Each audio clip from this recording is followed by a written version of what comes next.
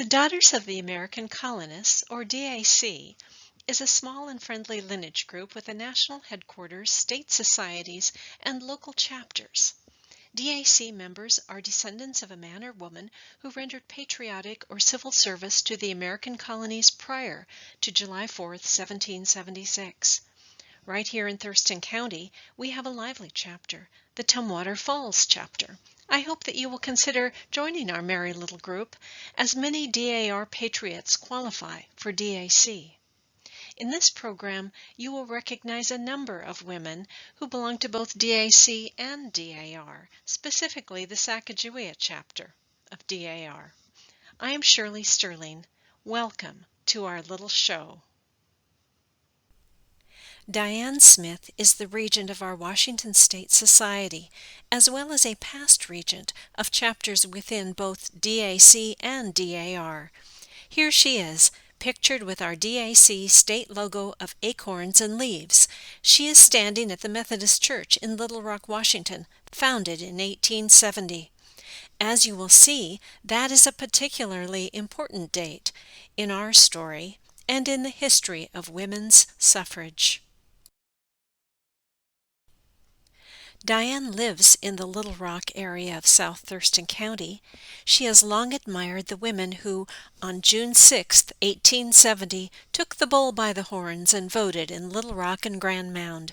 As state regent, she chose for her state project the commemoration of this voting breakthrough. For part one of her project, we had a huge boulder, an enormously big rock, placed at the Little Rock Elementary School. We partnered with the school and the school district, and the boulder is now center stage on the front lawn. The local company, Reflections, inscribed the story for us, and it is now set in stone. And here it is. I will now read you the text. On June 6, 1870, in a time when women were barred from politics, 15 local women tested their citizenship rights by voting in a general election. After endearing themselves to the election judges in Grand Mound, with a picnic dinner, 7 Grand Mound women cast their ballots without issue. A rider on a fleet horse then galloped from Grand Mound to Little Rock and announced, "They're voting!" 8 Little Rock women, poised for action, then voted at the one-room Black River School a half-mile south of here. His hat and shouting at the top of his voice, they voted, they voted. And when our 8 ladies in Little Rock heard that, they got up and they voted too.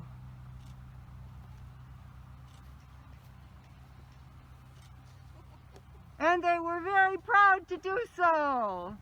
The first women in Washington Territory whose votes counted in a general election.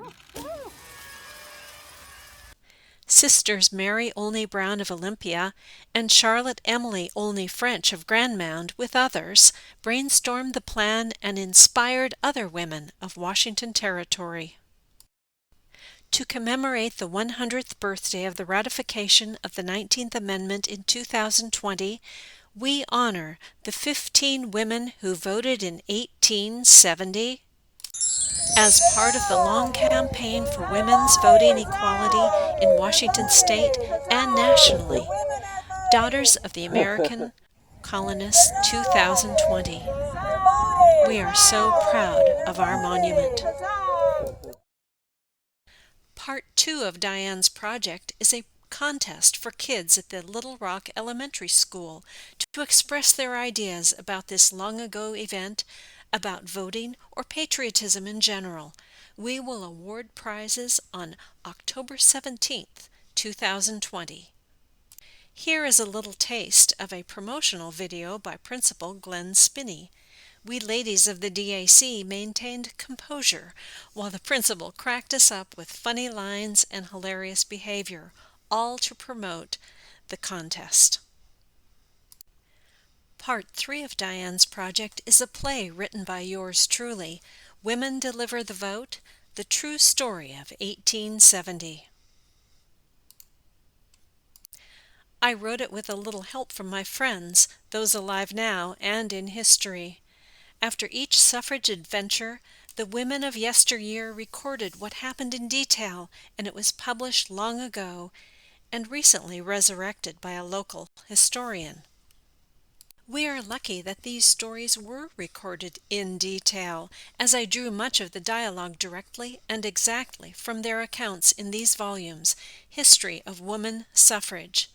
Since the information is detailed, we present using readers' theater, as seen in local venues such as the Olympia Little Theater.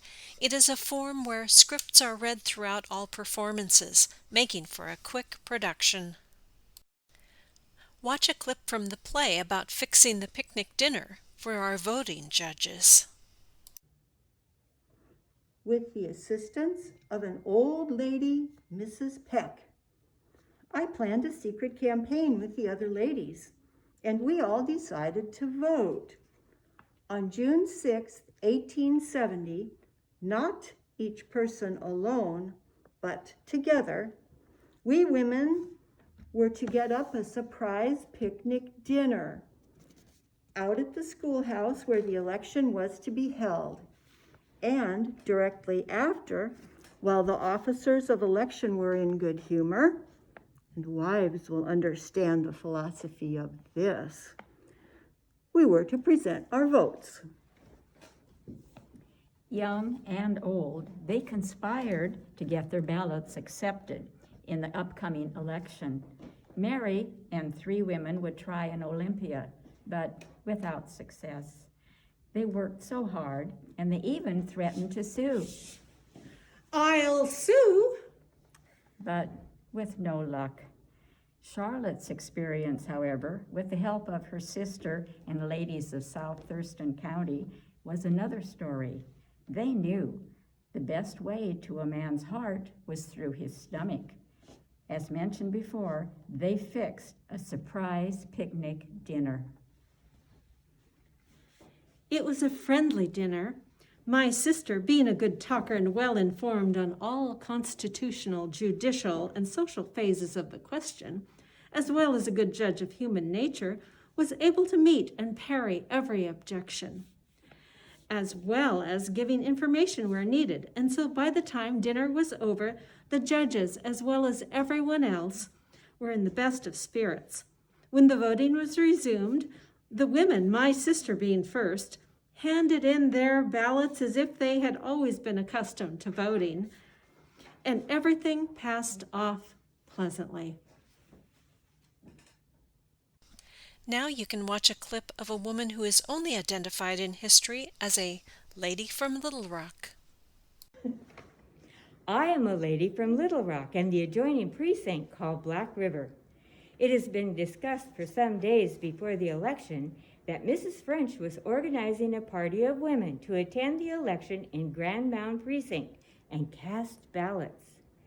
We were not sure, however, if the judges would let us vote in our precinct, but we decided if the Grand Mound women vote, the Black River women shall also.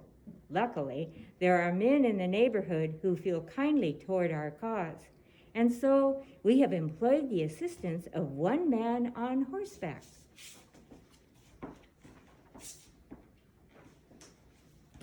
It all went according to plan. Once the women at Grand Mound began to vote, a man stationed on a fleet horse nearby took off with all haste for the nearby Black River precinct, also located at a schoolhouse. According to their secret plan, the ladies of what is now Little Rock had it all figured out.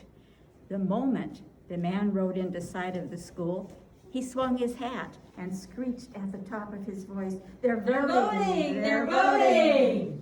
Huzzah! Huzzah! Huzzah! Huzzah! The teams were ready and instantly flying in every direction.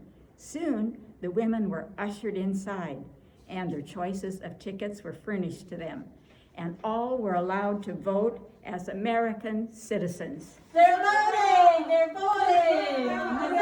Huzzah! Lastly, I hope you enjoy Mr. and Mrs. Sargent as they exchange their thoughts in the aftermath of the big vote. My name is Delilah Sargent, and I am 68 years old.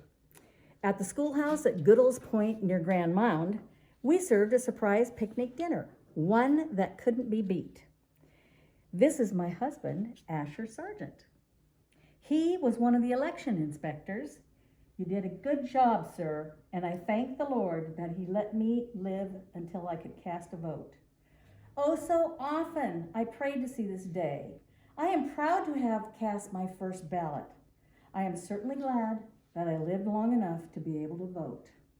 Mrs. Sargent, I am glad too, and I am also very proud that you are my wife.